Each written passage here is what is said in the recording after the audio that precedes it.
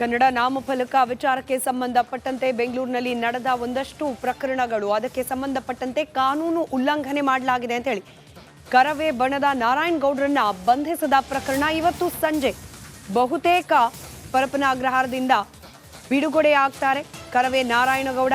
ಹೀಗಾಗಿ ಪರಪ್ಪನ ಅಗ್ರಹಾರ ಬಳಿ ಪೊಲೀಸರಿಂದ ಬಂದೋಬಸ್ತನ್ನ ನಿಯೋಜನೆ ಮಾಡಲಾಗಿದೆ. ಅಹಿತಕರ ಘಟನೆ ನಡೆಯದಂತೆ ಪೊಲೀಸರು ಅಲರ್ಟ್ ಆಗಿದ್ದಾರೆ. ಹಿರಿಯ ಪೊಲೀಸರು ಸೇರಿ ಒಟ್ಟು 200 ಮಂದಿ ಸಿಬ್ಬಂದಿಯನ್ನ ನಿಯೋಜನೆ ಮಾಡಲಾಗಿದೆ.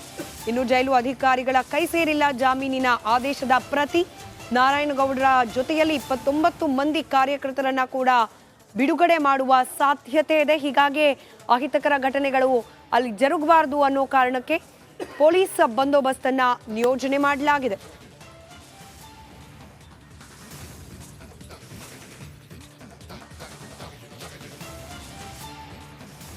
ಕನ್ನಡ ನಾಮಫಲಕ ಅಳವಡಿಕೆ ವಿಚಾರಕ್ಕೆ ಸಂಬಂಧಪಟ್ಟಂತೆ ಬೆಂಗಳೂರಿನಲ್ಲಿ ಡಿಸೆಂಬರ್ 27ನೇ ತಾರೀಕು ನಡೆದಂತಹ ಒಂದಷ್ಟು ಸಂಘರ್ಷ ಪೊಲೀಸರು ಹಾಗೆ ಕರವೇ ಕಾರ್ಯಕರ್ತರ ನಡುವೆ. ಈ ಸಂದರ್ಭದಲ್ಲಿ ಸಾರ್ವಜನಿಕರ ಆಸ್ತಿಪಾಸ್ತಿಗೆ ಹಾನಿ ಹಾಗೆ ಕಾನೂನು ಸುವ್ಯವಸ್ಥೆಯ ಉಲ್ಲಂಘನೆ ಹೀಗೆ ಅನೇಕ ವಿಚಾರಗಳನ್ನು ಪ್ರಸ್ತಾಪಿಸಿ ನಾರಾಯಣಗೌಡರನ್ನ ಬಂಧನಕ್ಕೆ ಒಳಪಡಿಸಲಾಗಿತ್ತು.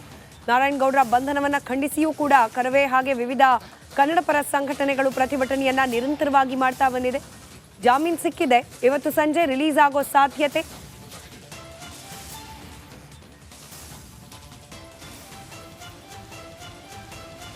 ನೀವು ಕರವೇ ನಾರಾಯಣಗೌಡರಿಗೆ ಜಾಮೀನು ಸಿಕ್ಕರೂ ಕೂಡ ಮತ್ತೆ ಟೆನ್ಷನ್ ಮುಂದುವರಿಯುತ್ತೆ. ನಾರಾಯಣಗೌಡರನ್ನ ಮತ್ತೆ ಅರೆಸ್ಟ್ ಮಾಡೋ ಸಾಧ್ಯತೆ ಇದೆ.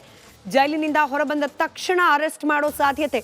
ಕುಮಾರಸ್ವಾಮಿ ಲೇಔಟ್ ಹಲಸೂರು ಪೊಲೀಸರಿಂದ ಅರೆಸ್ಟ್ ಮಾಡೋ ಸಾಧ್ಯತೆ. ಸಾರ್ವಜನಿಕ ಆಸ್ತಿ ನಾಶ, ಅಧಿಕಾರಿಗಳ ಕೆಲಸಕ್ಕೆ ಅಡ್ಡಿ ಹಿನ್ನೆಲೆಯಲ್ಲಿ ನಾರಾಯಣಗೌಡರು ಸೇರಿದಂತೆ ಹಲವರ ವಿರುದ್ಧ ವಾರೆಂಟ್ ಜಾರಿಯಾಗಿತ್ತು. ಶನಿವಾರ ಕೂಡ ಜೈಲು ಬಳಿ ಕಾಯ್ದಿದ್ರು ಪೊಲೀಸರು.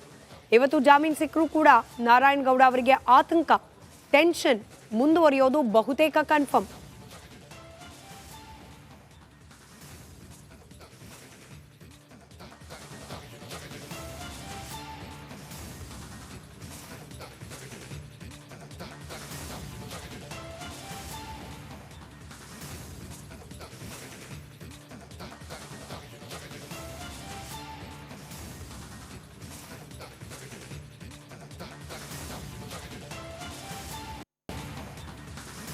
ಮತ್ತಷ್ಟು ಡೀಟೇಲ್ಸ್ನೊಂದಿಗೆ ನಮ್ಮ ಇಬ್ಬರು ಪ್ರತಿನಿಧಿಗಳು ಒಂದು ಕಡೆ ರಂಜಿತ್ ಹಾಗೆ ನವೀನ್ ನೇರ ಸಂಪರ್ಕದಲ್ಲಿದ್ದಾರೆ. ರಂಜಿತ್, ಸಂಜೆ ರಿಲೀಸ್ ಆಗಬಹುದು, ಅದಕ್ಕೆ ಒಂದು ಕಡೆ ಬಂದೋಬಸ್ತ್, ಮತ್ತೊಂದು ಕಡೆಯಲ್ಲಿ ರಿಲೀಸ್ ಆದರೂ ಕೂಡ ಮತ್ತೆ ಆಗೋ ಟೆನ್ಷನ್, ವಿವರವನ್ನ ಹೇಳ್ತಾ ಹೋಗೋದಾದ್ರೆ.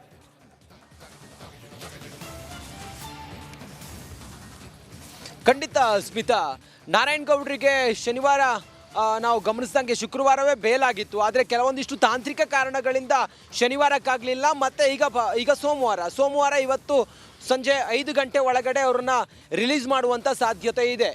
ದೇವನಹಳ್ಳಿಯ ಜಿಲ್ಲಾ ಸ್ಪೆಷಲ್ ಕೋರ್ಟ್ ಅವರಿಗೆ ಜಾಮೀನನ್ನು ಮಂಜೂರು ಮಾಡಿತ್ತು. ಆದರೆ ರಿಲೀಸ್ ಮಾಡೋದಕ್ಕೆ ಕೆಲವೊಂದಿಷ್ಟು ತಾಂತ್ರಿಕವಾದಂಥ ಕಾರಣಗಳು ಅಂತ ಹೇಳಿದರೆ ಕೆಲ ಸಬ್ಮಿಷನ್ ಇರುತ್ತೆ. ಆ ಸಬ್ಮಿಷನ್ ಆದ ನಂತರ ಅವ್ರನ್ನ ರಿಲೀಸ್ ಮಾಡಬೇಕಾಗತ್ತೆ. ಸುಮಾರು 29 ಜನ ನಾರಾಯಣಗೌಡರು A1 ಆರೋಪಿ. ಕನ್ನಡದ ನಾಮಫಲಕವನ್ನು ವ್ಯಾಪಾರ ಮಳಿಗೆಗಳು ಸೇರಿದಂತೆ ಎಲ್ಲ ಕಡೆಗಳಲ್ಲೂ ಕೂಡ ಕನ್ನಡವೇ 60% ಇರುವಂಥ ನಾಮಫಲಕವನ್ನು ಹಾಕಬೇಕು ಅಂಥೇಳಿ ಮೊನ್ನೆ ನಡೆದಂಥ ಪ್ರತಿಭಟನೆಯಲ್ಲಿ ಅವರು ಸೇರಿದಂತೆ ಸುಮಾರು 29 ಜನರನ್ನು ಅರೆಸ್ಟ್ ಮಾಡಲಾಗಿತ್ತು. ಇಲ್ಲಿವರೆಗೂ ಕೂಡ 12 ದಿನ ಆಗಿದೆ. ಇವತ್ತಿಗೆ 12ನೇ ದಿನ. ಈ ಸಂದರ್ಭದಲ್ಲಿ ಅವರಿಗೆ ಜಾಮೀನು ಕೂಡ ಮಂಜೂರಾಗಿದೆ. ಆದರೆ ಒಂದಿಷ್ಟು ತಾಂತ್ರಿಕ ಕಾರಣಗಳು, ಸಬ್ಮಿಷನ್, ಮತ್ತೊಂದು ಕೆಲವೊಂದು ಡಾಕ್ಯುಮೆಂಟ್ಗಳನ್ನು ಅಲ್ಲಿ ಪ್ರಸ್ತುತಪಡಿಸಬೇಕಾಗುತ್ತೆ.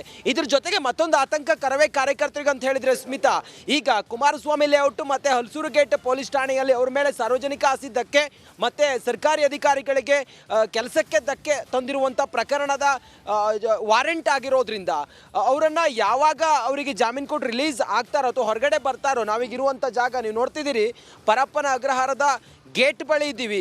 ಬಂದೋಬಸ್ತ್ನೊಂದಿಗೆ ಪೊಲೀಸರು ನಿಂತ್ಕೊಂಡಿದ್ದಾರೆ. ಬೇರೆ ಕಡೆಯಿಂದಲೂ ಕೂಡ ಪೊಲೀಸರನ್ನ ಇಲ್ಲಿ ಹೆಚ್ಚುವರಿಯಾಗಿ ನೇಮಕ ಮಾಡಿದ್ದಾರೆ, ಇಲ್ಲಿ ನಿಯೋಜನೆಗೊಳಿಸಿದ್ದಾರೆ. ಅದರ ಜೊತೆಗೆ ಇಲ್ಲೇನಾದರೂ ರಿಲೀಸ್ ಆದ ತಕ್ಷಣ ಕುಮಾರಸ್ವಾಮಿ ಲೇಔಟ್ ಮತ್ತು ಹಲಸೂರು ಗೇಟ್ ಪೊಲೀಸ್ ಠಾಣಾ ವ್ಯಾಪ್ತಿಯಲ್ಲಿ ಅವರಿಗೆ ವಾರಂಟ್ ಇಶ್ಯೂ ಆಗಿರೋದ್ರಿಂದ ಸದ್ಯ ಅವರನ್ನು ಮತ್ತೆ ಬಂಧನ ಮಾಡುವಂಥ ಸಾಧ್ಯತೆಗಳು ಕೂಡ ಹೆಚ್ಚಳವಾಗಿದೆ. ಸದ್ಯ ಸರ್ಕಾರಿ ಕೆಲಸಕ್ಕೆ ಧಕ್ಕೆ, ಅದ್ರ ಜೊತೆಗೆ ಸಾರ್ವಜನಿಕ ಆಸ್ತಿಪಾಸ್ತಿ ಹಾನಿ, ಈ ಪ್ರಕರಣದ ಹಿನ್ನೆಲೆಯಲ್ಲಿ ಅವರಿಗೆ ವಾರಂಟ್ ಕೂಡ ಇಶ್ಯೂ ಆಗಿರೋದು ಸದ್ಯಕ್ಕೊಂದು ಭಾರಿ ಕುತೂಹಲ ಇದೆ. ಅದ್ರ ಜೊತೆಗೆ ಕರವೇ ಕಾರ್ಯಕರ್ತರು ಅಲ್ಲಲ್ಲಿ ನಿಂತ್ಕೊಂಡಿದ್ದಾರೆ. ಯಾವಾಗ ಅವ್ರು ಹೊರಗಡೆ ಬರ್ತಾರೆ ಗ್ರ್ಯಾಂಡ್ ಆಗಿ ಅವ್ರನ್ನ ಕರ್ಕೊಂಡು ಹೋಗೋದಕ್ಕೂ ಕೂಡ ಸ್ವಾಗತ ಮಾಡೋದಕ್ಕೂ ಕೂಡ ವ್ಯವಸ್ಥೆಗಳನ್ನು ಮಾಡ್ಕೊಂಡಿದ್ದಾರೆ. ಇದೆಲ್ಲದರ ಹೊರತಾಗಿ ಸುಮಾರು ಒಂದು 5-6 ಗಂಟೆ ಆಗ್ಬೋದು ಅಂತ ಅನ್ಸುತ್ತೆ ನವೀನ್, ಅಲ್ವಾ?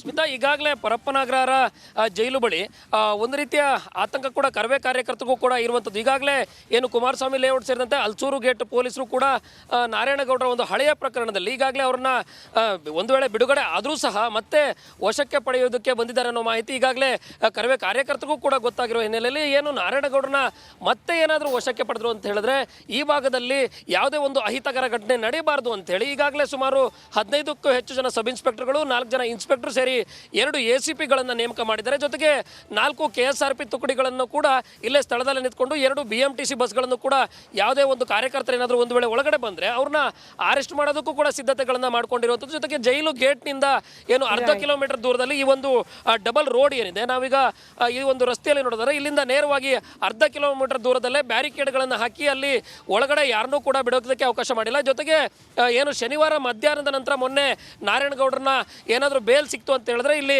ಯಾವುದೇ ಅಹಿತಕರ ಘಟನೆ ನಡೀಬಾರ್ದು ಅಂತೇಳಿ ಮೊನ್ನೆ ಶನಿವಾರ ಮಧ್ಯಾಹ್ನ 144 ಸೆಕ್ಷನ್ ಕೂಡ ಜಾರಿ ಮಾಡಿದ್ರು. ಇವತ್ತು ಒಂದು ವೇಳೆ ಅಂತಹ ಏನಾದರೂ ಏನು ಕಾರ್ಯಕರ್ತರು ಯಾರಾದರೂ ಬರೋದಾಗ್ಲಿ ಆ ರೀತಿ ಏನಾದರೂ ಆಯ್ತು. ಓಕೆ ಧನ್ಯವಾದ ರಂಜಿತ್ ಹಾಗೆ ನವೀನ ಮಾಹಿತಿಗೋಸ್ಕರ.